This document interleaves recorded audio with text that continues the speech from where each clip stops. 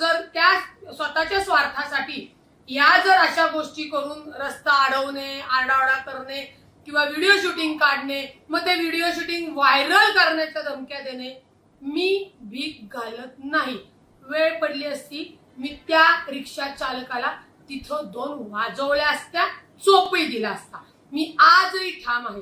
त्याच्यामुळे मी कोणती हुज्जत घालायला नाही.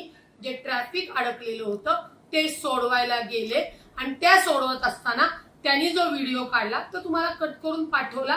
परंतु माध्यमांना विनंती आहे की ते असे काही जे व्हिडिओ येतील, कारण का रेकॉर्डिंग एक काही लोकांचं चांगल्यासाठी वापरणं असलं तरी काही लोकांचे या गुन्हेगारी आणि पैसे वसुली करण्यासाठी, गुन्हेगारी प्रवृत्तीसाठी वापरतात, तर तपासून करावे. मी पुन्हा सांगते, ना मी स्वतः नो एंट्रीतनं गेले, ना मी त्या कुठल्या गोष्टीने त्याच्याशी जो काही वादिवाद त्याचा आवाज वाढला होता त्याला जशास तसं उत्तर देऊन तिथली ट्रॅफिक रिकामी करून दिली.